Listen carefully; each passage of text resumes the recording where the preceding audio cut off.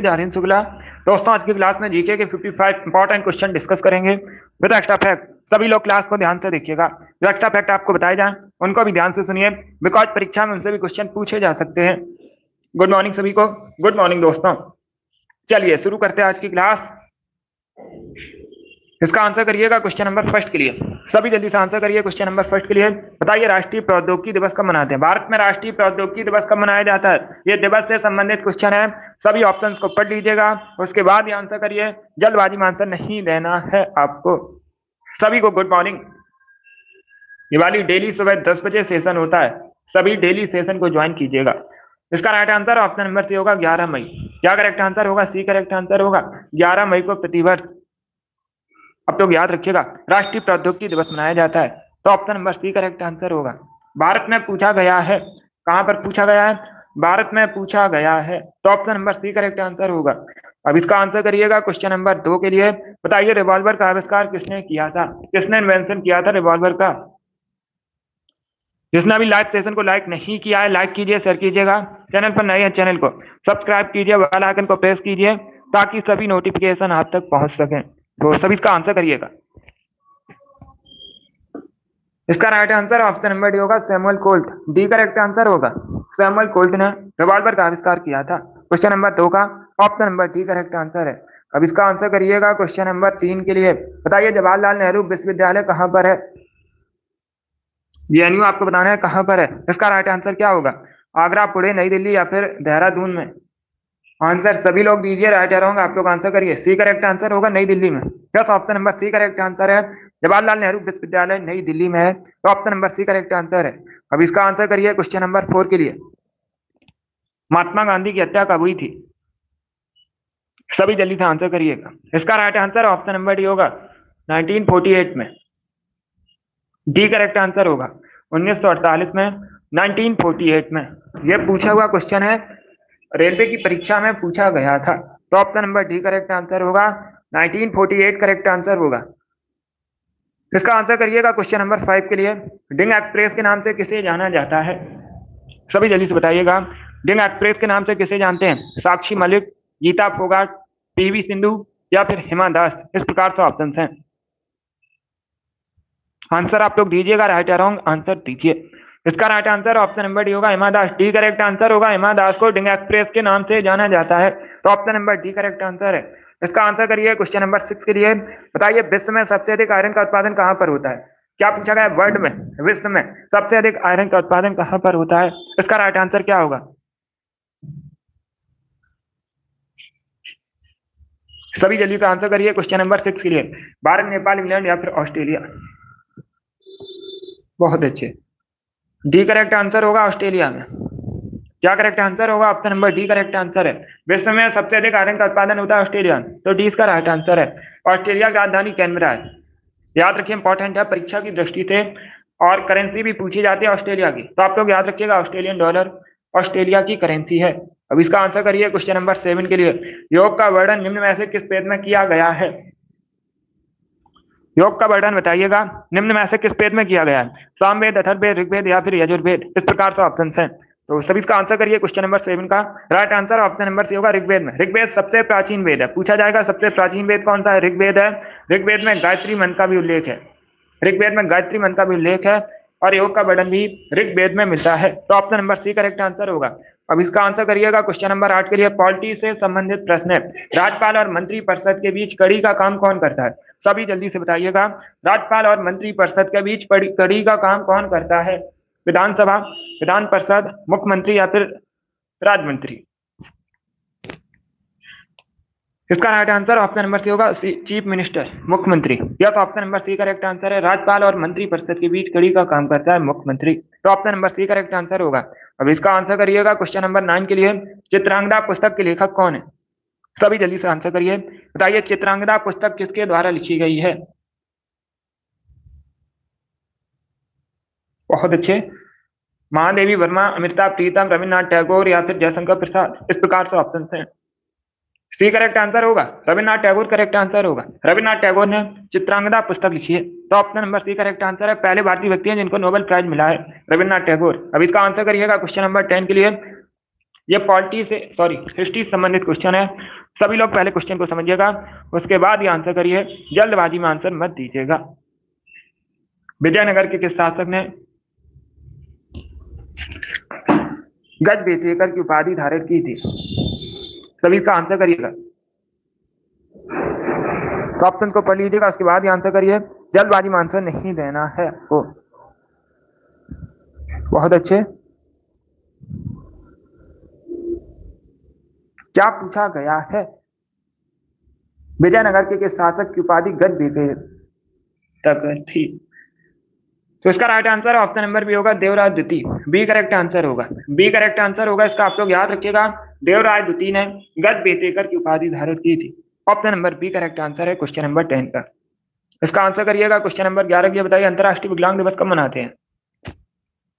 अंतरराष्ट्रीय विकलांग दिवस बताइए कब सेलिब्रेट किया जाता है? शाम को 8 बजे इस चैनल पर क्लास नहीं होती है।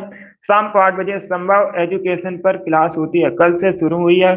स्पेशल एसएससी जीडी के लिए या फिर अन्य किसी भी परीक्षा की आप तैयारी करते हैं तो उन सभी के लिए क्लास है।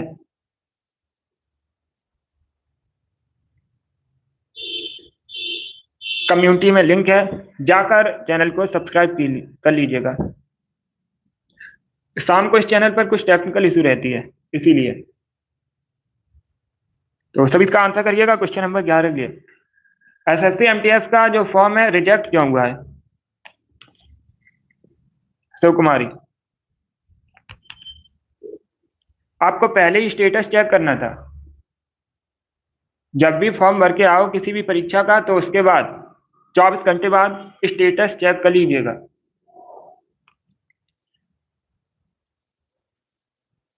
सभी इसका आंसर करिएगा। Right answer option number B होगा, 3 दिसंबर को। बी करेक्ट आंसर होगा इसका, या तो option number B correct answer होगा।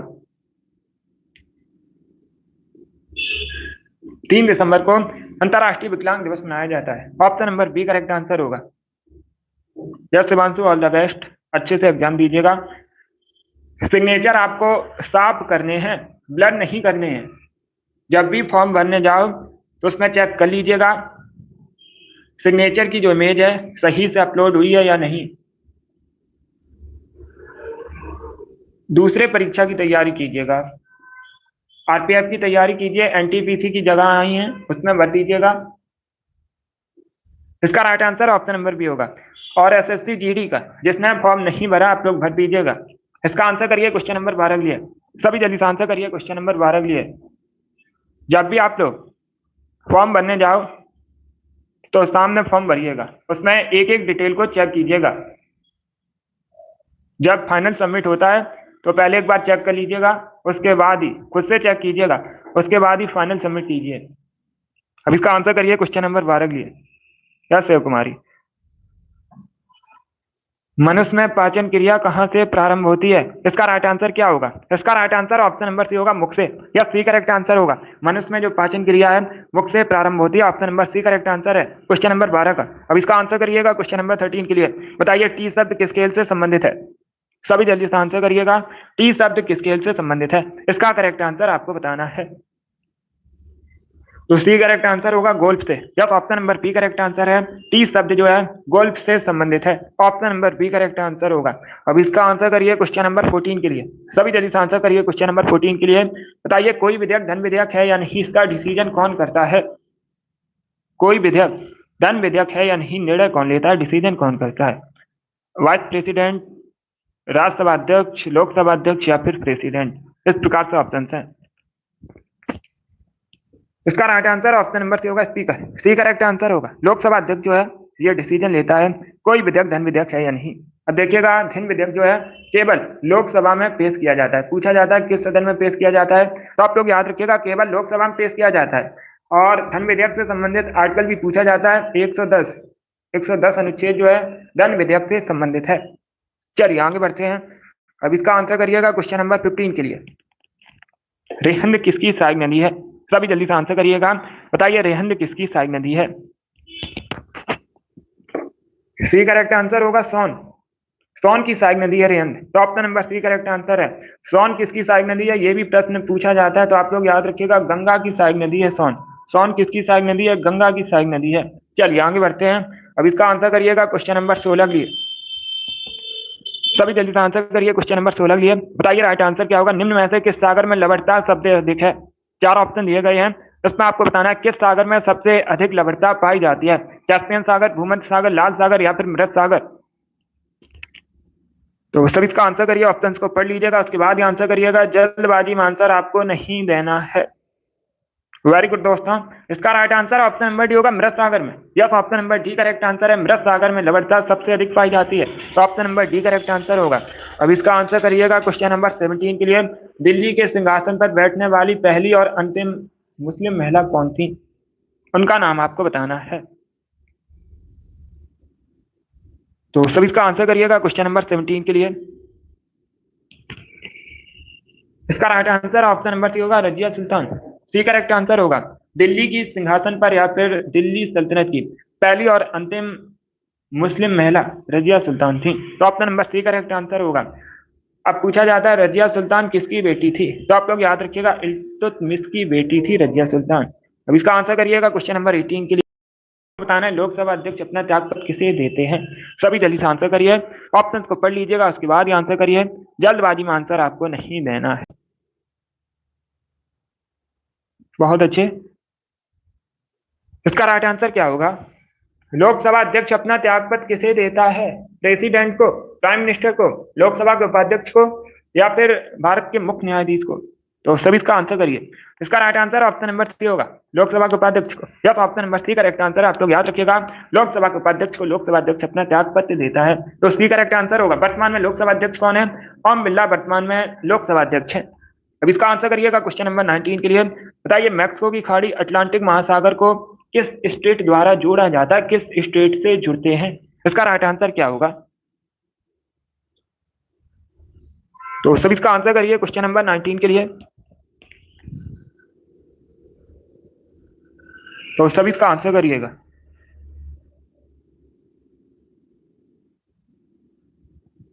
सभी इसका आंसर करिएगा।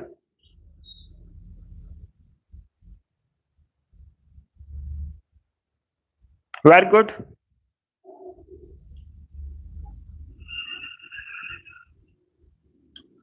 इसका right answer option number C होगा, फ्लोरिडा। सी करेक्ट आंसर होगा। बेरिंग स्टेट करेक्ट आंसर नहीं होगा। इसका right answer option number C होगा, फ्लोरिडा स्टेट मैक्सिको की खाड़ी अटलांटिक महासागर को आपस में जोड़ती है, तो option number C correct answer होगा। क्या करेक्ट आंसर होगा, सी करेक्ट आंसर होगा इसका। बहुत अच्छे, जो बेरिंग स्टेट है ये एशिया और उत्तरी अमेरिका महाद्वीप को जोड़ती है। बेरिंग स्टेट किसे जोड़ती है, एशिया और उत्तरी अमेरिका महाद्वीप को। इसमें क्या पूछा गया, मैक्सिको की खाड़ी और अटलांटिक महासागर को किसके द्वारा जोड़ा जाता है या कौन सी जल संधि जोड़ती है, तो आप लोग याद रखिएगा Florida. Option number C correct answer होगा इसका। अब इसका आंसर करिए क्वेश्चन नंबर 20 के लिए। सभी जल्दी से आंसर करिएगा। क्वेश्चन नंबर 20 के लिए आंसर करिएगा। गेहूं का सबसे अधिक उत्पादन भारत में कहां पर होता है, किस राज्य में होता है। तो ऑप्शन को पढ़िएगा, उसके बाद ही आंसर करिएगा। भारत में सबसे अधिक गेहूं का उत्पादन कहां पर होता है, इसका राइट आंसर क्या होगा। इसका राइट आंसर होगा ऑप्शन नंबर सी, उत्तर प्रदेश में। यह सी करेक्ट आंसर होगा, उत्तर प्रदेश में भारत में सबसे अधिक गेहूं का उत्पादन होता है। क्वेश्चन नंबर 20 का option number C correct answer होगा। अब इसका आंसर करिएगा क्वेश्चन नंबर 21 के लिए। मड़ई नामक जनजाति पर्व मुख्य रूप से किस राज्य में सेलिब्रेट किया जाता है। मुख्यतः कहां से संबंधित है मड़ई नामक जनजाति पर्व, तमिलनाडु, छत्तीसगढ़, हिमाचल प्रदेश या फिर त्रिपुरा में। इसका right answer option number B होगा, छत्तीसगढ़। मुख्यतः छत्तीसगढ़ में सेलिब्रेट किया जाता है। क्वेश्चन नंबर 22 के लिए आंसर करिएगा। बताइए अजंता एलोरा गुफाएं कहां पर स्थित हैं। अजंता एलोरा गुफाएं आपको बताना है कहां पर स्थित है, मध्य प्रदेश, केरला, महाराष्ट्र या फिर राजस्थान में। तो इसका right answer option number C होगा, महाराष्ट्र में। अजंता एलोरा गुफाएं महाराष्ट्र में। क्वेश्चन नंबर 22 का option number C correct answer है। अब इसका आंसर करिएगा क्वेश्चन नंबर 23 के लिए। गुर्दे की कार्यात्मक इकाई आपको बतानी है, ये बायोलॉजी का क्वेश्चन है। सभी जल्दी से आंसर करिए क्वेश्चन नंबर 23 के लिए। बताइए गुर्दे की कार्यात्मक इकाई क्या है। इसका right answer option number B होगा, नेफ्रॉन। नेफ्रॉन जो है ये गुर्दे की कार्यात्मक इकाई है, तो option number B correct answer होगा। क्वेश्चन नंबर 24 के लिए आंसर करिएगा। शेरशाह सूरी का मकबरा बताइए कहां पर स्थित है। सभी जल्दी से आंसर करिए। क्या पूछा गया है? शेरशाह सूरी का मकबरा कहाँ पर है? Right answer option number B होगा बिहार के सासाराम में। Yes, option number B correct answer है। बिहार के सासाराम में शेरशाह सूरी का मकबरा है। अब इसका आंसर करिएगा क्वेश्चन नंबर 25 के लिए। नल सरोवर पक्षी अभ्यारण्य भारत में कहाँ पर है? क्वेश्चन नंबर 25 के लिए आंसर करिए। क्या पूछा गया? नल सरोवर पक्षी अभ्यारण्य कहाँ पर है भारत में? Right answer option number C होगा गुजरात में। अब इसका आंसर करिएगा क्वेश्चन नंबर 26 के लिए। धनवंतरी पुरस्कार किस क्षेत्र में प्रदान किया जाता है? क्या पूछा गया? जो धनवंतरी पुरस्कार है ये किस क्षेत्र में प्रदान किया जाता है? राइट आंसर होगा ऑप्शन नंबर ए चिकित्सा क्षेत्र में। चिकित्सा क्षेत्र में प्रदान किया जाता है धनवंतरी पुरस्कार। 27 के लिए आंसर करिएगा। फील्ड हॉकी की एक टीम में खिलाड़ियों की संख्या कितनी होती है? यह दिल्ली पुलिस की परीक्षा में पूछा हुआ क्वेश्चन है। सभी जल्दी से आंसर करिए। बताइए फील्ड हॉकी की एक टीम में खिलाड़ियों की संख्या कितनी होती है? Right answer option number C होगा 11। यस, सी करेक्ट आंसर होगा। फील्ड हॉकी की एक टीम में खिलाड़ियों की संख्या 11 होती है। क्रिकेट की एक टीम में खिलाड़ियों की संख्या 11 होती है। फुटबॉल की एक टीम में खिलाड़ियों की संख्या 11 होती है। इतना आप लोग याद रखिएगा। अब इसका आंसर करिए क्वेश्चन नंबर 28 के लिए। कहाँ पर दिन और रात एक समान होते हैं? आपको बताना है कहां पर दिन और रात समान होते हैं। भूमध्य रेखा पर। या सी करेक्ट आंसर होगा भूमध्य रेखा पर दिन और रात समान होते हैं। सी का राइट आंसर होगा। 29 के लिए आंसर करिएगा। भारतीय संविधान के कौन से अनुच्छेद नागरिकता से संबंधित है? भारतीय संविधान के कौन से अनुच्छेद नागरिकता से संबंधित है? अगर पूछा जाए कौन सा भाग, पार्ट भी पूछ सकते हैं, कौन सा भाग भारतीय संविधान का नागरिकता से संबंधित है, तब आप लोग याद रखिएगा भाग 2 पार्ट 2 नागरिकता से संबंधित है। यहाँ पर क्या पूछे गए? आर्टिकल पूछे गए, अनुच्छेद पूछे गए हैं। अनुच्छेद 5 से 11 तक नागरिकता से संबंधित है। 30 के लिए आंसर करिएगा। हाथियों की संख्या सबसे अधिक भारत में कहां पर है? भारत में सबसे अधिक हाथियों की संख्या बताइएगा कहां पर है? गोवा, मध्य प्रदेश, कर्नाटक या फिर तमिलनाडु में? इसका right answer option number C होगा कर्नाटक में। भारत में सबसे अधिक हाथियों की संख्या कर्नाटक में। सी का राइट आंसर है। अब इसका आंसर करिएगा क्वेश्चन नंबर 31 के लिए। बताइए जब भारतीय संविधान बना था उस समय अनुसूचियां कितनी थी? अनुसूचियां पूछी गई हैं जब बना था भारतीय संविधान, तो इसका right answer option number A होगा 8। वर्तमान में कितनी है भारतीय संविधान में अनुसूचियां? 2 प्रकार से क्वेश्चन पूछे जाते हैं। एक तो यही क्वेश्चन पूछा जाता है जब भारतीय संविधान बना था उस समय अनुसूचियां कितनी थी, तो आप लोग याद रखिएगा 8 अनुसूचियां थी। वर्तमान में पूछ सकते हैं भारतीय संविधान में कितनी अनुसूचियां हैं? 12 अनुसूचियां हैं। अब इसका आंसर करिएगा क्वेश्चन नंबर 32 के लिए। राधा मोहन कप किस खेल से संबंधित है? राधा मोहन कप किस खेल से संबंधित है? पोलो, ब्रिज, गोल्फ या फिर टेबल टेनिस? तो इसका right answer option number A होगा पोलो से संबंधित है। Option number A correct answer है, पोलो से संबंधित है राधा मोहन कप। अब इसका आंसर करिएगा क्वेश्चन नंबर 33 के लिए। बताइए क्रिप्स मिशन भारत कब आया था? इसका राइट आंसर क्या होगा? आपको बताना है जो क्रिप्स मिशन है भारत कब आया था। क्वेश्चन नंबर 33 के लिए आंसर करिएगा। 1994, 1942 या फिर 1941? इसका right answer option number C होगा 1942। आंसर होगा 1942 में द्वितीय विश्व युद्ध में भारतीय सहयोग को सुरक्षित करने के लिए क्रिप्स मिशन भारत आया था। तो option number C correct answer होगा 1942 करेक्ट आंसर होगा इसका।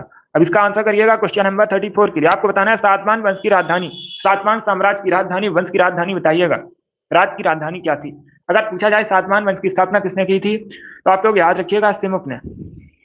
किसने? सिमुक ने सातवाहन वंश की स्थापना की थी। और एक क्वेश्चन और पूछा जाता है सातवाहन वंश के सबसे महान शासक कौन थे? इंपॉर्टेंट क्वेश्चन है, तो आप लोग याद रखिएगा गौतमीपुत्र सातकर्णी। कौन? गौतमीपुत्र सातकर्णी सातवाहन वंश के सबसे महान शासक थे। राजधानी पूछी गई है, प्रतिष्ठान या पैठन एक ही बात है। तो option number B correct answer होगा प्रतिष्ठान। इसका आंसर करिएगा क्वेश्चन नंबर 35 के लिए। अहमदाबाद किस नदी के तट पर बसा है? अहमदाबाद कहां पर? गुजरात में। किस नदी किनारे बसा है? साबरमती नदी के किनारे बसा है। Option number A correct answer होगा। अब देखिएगा पूछा जाता है साबरमती नदी का उद्गम किस राज्य से हुआ है? इंपॉर्टेंट क्वेश्चन है, कल की क्लास में मैंने आपको बताया भी था। तो आप लोग याद रखिएगा साबरमती नदी का उद्गम जो है ये राजस्थान से होता है। आपको कंफ्यूज नहीं होना है, गुजरात से नहीं होता है, राजस्थान से होता है, बाद में गुजरात जाती है। 36 के लिए आंसर करिएगा। बताइए पंचायती राज किस सूची का विषय है? सभी जल्दी से आंसर करिए। पंचायती राज आपको बताना है किस सूची का विषय है? संघ सूची, राज सूची, समवर्ती सूची या फिर इनमें से कोई नहीं? तो इसका राइट आंसर क्या होगा? इसका right answer option number B होगा राज्य सूची। बी करेक्ट आंसर होगा पंचायती राज राज सूची का विषय है। समवर्ती सूची करेक्ट आंसर नहीं होगा इसका। राज्य सूची स्टेट लिस्ट का विषय है। Option number B correct answer है। 37 के लिए आंसर करिएगा। तात्या टोपे का वास्तविक नाम बताइएगा। तात्या टोपे ने, आप लोग याद रखिएगा, 1857 का जो विद्रोह हुआ था, ग्वालियर का नेतृत्व किया था। पूछा जाता है कहाँ संबंधित है, तो आप लोग याद रखिएगा ग्वालियर का नेतृत्व किया था तात्या टोपे ने। वास्तविक नाम पूछा गया है, तो right answer option number B होगा Ramchandra Pandurang. Option number B correct answer होगा। नरेंद्र नाथ दत्त स्वामी विवेकानंद के बचपन का नाम था। अब सभी जल्दी से बताइएगा, मूल संगर किसके बचपन का नाम था? क्या करेक्ट आंसर होगा इसका? मूल शंकर आपको बताना है किसके बचपन का नाम था। बाकी दो ऑप्शंस मैंने आपको बता दिए। तीसरा ऑप्शन मैंने आपसे पूछा है, मूल शंकर किसके बचपन का नाम था? सभी जल्दी से आंसर करिए।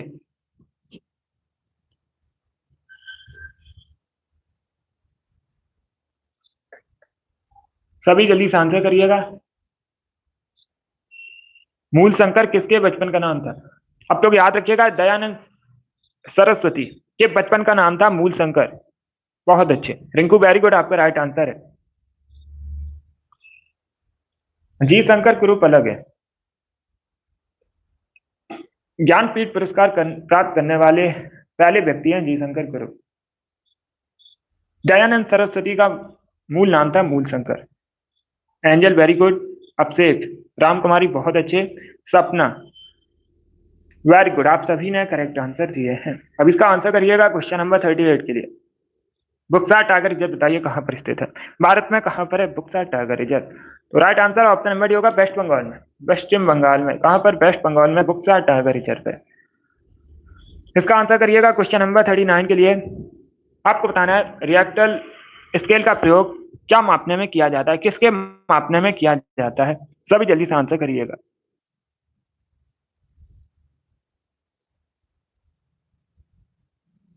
बहुत अच्छे,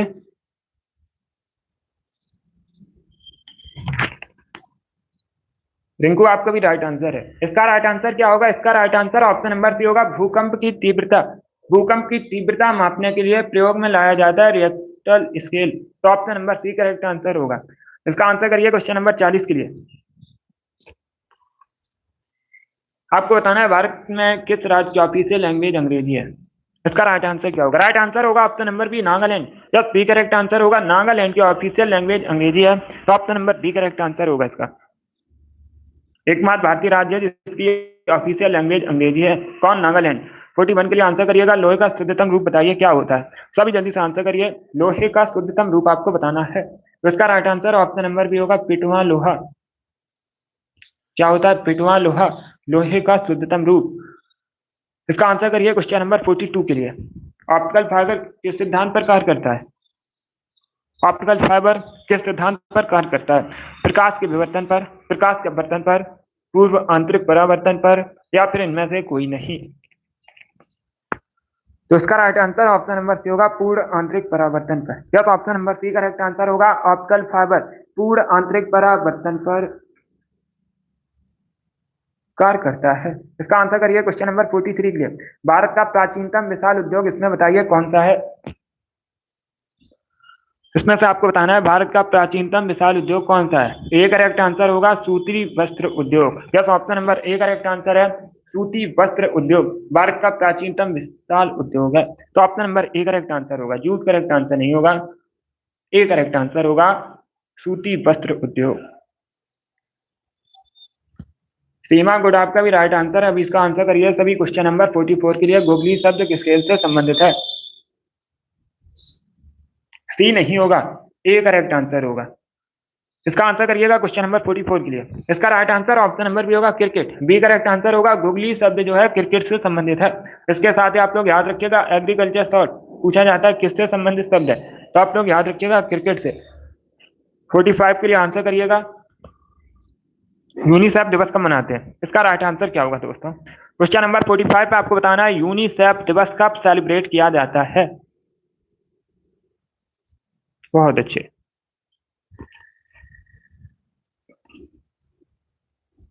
इसका right answer option number B होगा 11 दिसंबर को। बी करेक्ट आंसर होगा, प्रतिवर्ष 11 दिसंबर को यूनिसेफ दिवस मनाया जाता है। तो option number B correct answer है इसका, 11 दिसंबर करेक्ट आंसर होगा। इसका आंसर करिए क्वेश्चन नंबर 46 के लिए।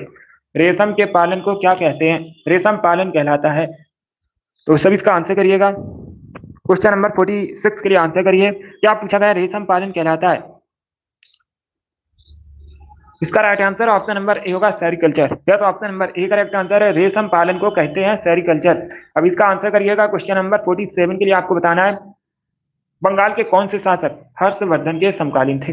हर्षवर्धन वर्धन वंश के शासक थे।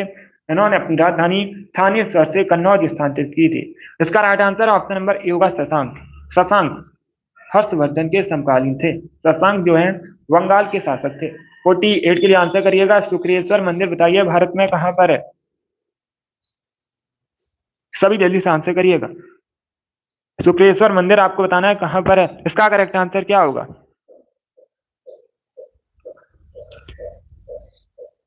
इसका right answer option number B होगा Assam. Yes, option number A correct answer है। आप लोग याद रखिएगा, शुक्रेश्वर मंदिर असम में है।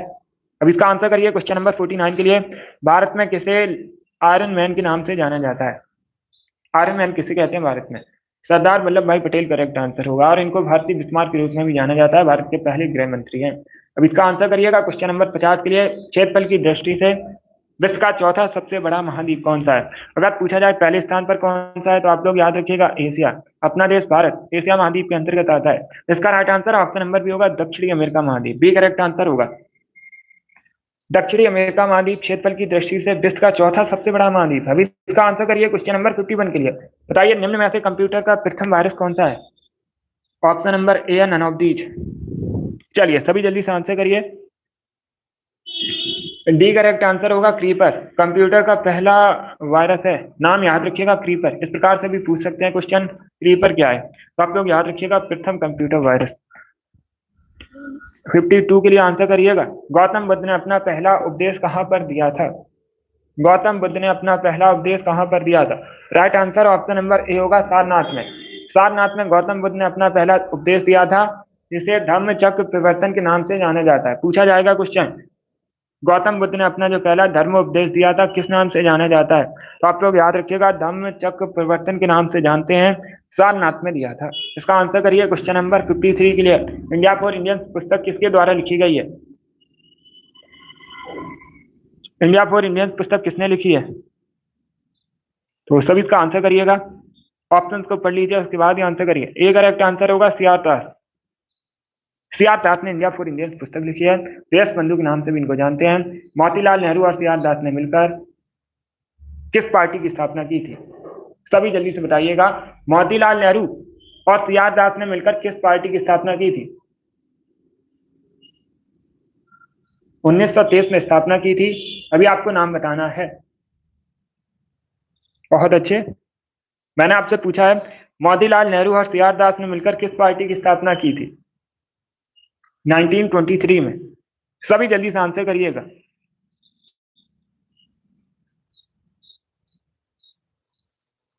बहुत अच्छे, सभी जल्दी से बताइए। Very good. आप लोग याद, स्वराज पार्टी की स्थापना। रिंकू बहुत अच्छे।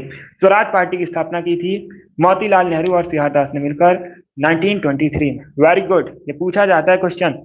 सपना बहुत अच्छे, ऑलराउंडर, वेरी गुड। 54 के लिए आंसर करिएगा। आपसे गुड। अब इसका आंसर करिए क्वेश्चन नंबर 54 के लिए। सबसे बड़ा नदी बेसन आपको बताना है किस नदी का है? सभी जल्दी से आंसर करिएगा। इसका राइट आंसर ऑप्शन नंबर होगा गंगा नदी का। क्या करेक्ट आंसर होगा? बी करेक्ट आंसर होगा। गंगा नदी का सबसे बड़ा नदी बेसन है। तो option number B correct answer है। एंजल गुड, आपका भी राइट आंसर है। बी करेक्ट आंसर होगा। अभी एक क्वेश्चन और बचा है, यह है क्वेश्चन नंबर 55। इसका राइट आंसर बताइएगा। क्षीरगंगा राष्ट्रीय उद्यान कहां पर है? क्षीरगंगा या क्षीरगंगा राष्ट्रीय उद्यान एक ही बात है। आपको बताना है निम्न में से किस भारतीय राज्य में है?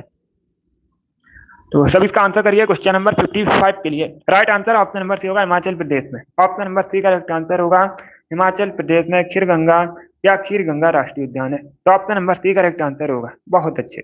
चलिए दोस्तों, आज की क्लास में हमने जीके के 55 इंपॉर्टेंट क्वेश्चन डिस्कस किए with extra fact. I hope आप सभी को ये प्रश्न समझ आए होंगे। तो क्लास को लाइक कीजिए, शेयर कीजिएगा। चैनल पर नए हैं, चैनल को सब्सक्राइब कीजिए, वाल आइकन को प्रेस कीजिए ताकि सभी नोटिफिकेशन आप तक पहुंच सकें। चलिए इसी के साथ मैं आपको मिलूंगा अगली क्लास में। ये वाली डेली क्लास होती है सुबह 10 बजे। टाइम को याद रखिएगा, डेली सेशन को ज्वाइन कीजिए। Thank you guys, thank you for